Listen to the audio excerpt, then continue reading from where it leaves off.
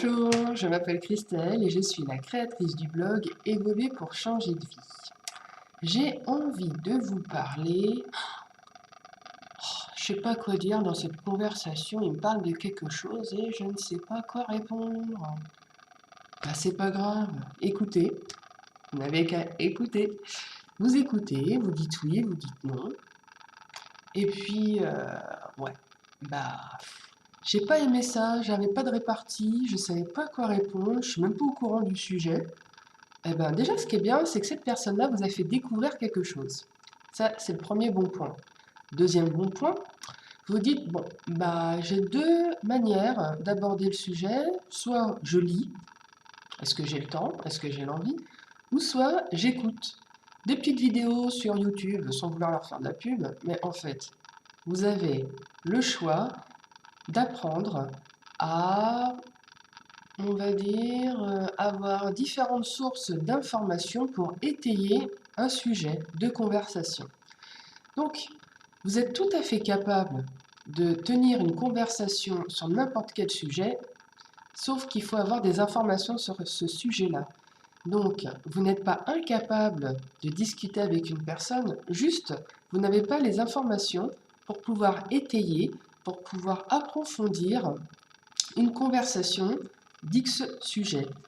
Donc, si pour vous, vous dites « Oh là, je suis bête, oh, j'ai pas de culture générale », ben non, c'est pas ça, c'est juste parce que le sujet à ce moment-là ne vous a pas intéressé, que vous êtes en pleine évolution et que vous avez envie d'apprendre beaucoup de choses, ou pas, ça dépend de vous. Mais en tout cas, si la situation ne vous a pas plu, d'être coincé dans une discussion parce que vous n'avez rien à donner, à relancer, à répondre, il ne tient qu'à vous de vous informer sur un sujet précis. Alors, petite action, si vous n'avez pas le temps, prenez juste 5 minutes par jour. Vous allez sur Internet, moteur de recherche. Par exemple, on vous a parlé, j'en sais rien, moi, de la politique. Alors, moi, je sais que la politique, ça ne me passionne pas. Mais vous voulez avoir quelques bases, bah, vous tapez politique et les grandes lignes. Alors, que vous soyez pour, que vous soyez contre, que vous aimez ça ou que vous n'aimez pas ça, ne perdez pas de vous ce qui vous intéresse. On ne vous demande pas d'apprendre le nom de tous les hommes politiques de notre gouvernement ou les hommes politiques de l'Union européenne. Ça ne vous intéressera pas plus. Qu'est-ce que vous aimez dans la politique? Qu'est-ce que vous n'aimez pas? Vos attentes? Pourquoi ça vous intéresse ou pas? C'est ça le plus important à partager.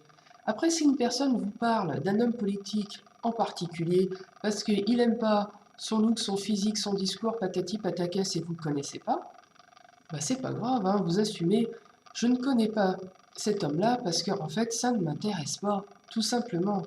Pourquoi ça ne m'intéresse pas? Et là vous développez vos arguments. Alors après il peut y avoir d'autres sujets et heureusement, par exemple la cuisine, qu'est-ce qu'il peut y avoir d'autre? L'écologie, il y a tellement de sujets. Un livre qui fait en fait fureur en ce moment, vous avez vu le titre, vous avez lu quelques lignes ou pas, ça vous intéressait pas, bah dites pourquoi ça vous intéressait pas. Des fois, vous avez beaucoup de choses à dire, sauf que vous avez peur de donner votre avis. Il y a aussi de ça. Donc, ne vous dites pas que vous n'êtes pas intéressant, que vous n'avez pas de culture générale, que vous êtes bête ou peu importe. Vous êtes quelqu'un de merveilleux, sauf qu'il faut que le sujet vous intéresse. Donc, soit vous vous intéressez à un sujet, mais peut-être pas forcément de la même façon que la personne qui est en face de vous, mais en tout cas, faites toujours part de vos sentiments, émotions et surtout, qu'est-ce que vous pensez de tel ou tel sujet. Tout simplement. Je vous souhaite une très belle journée, je vous dis à bientôt.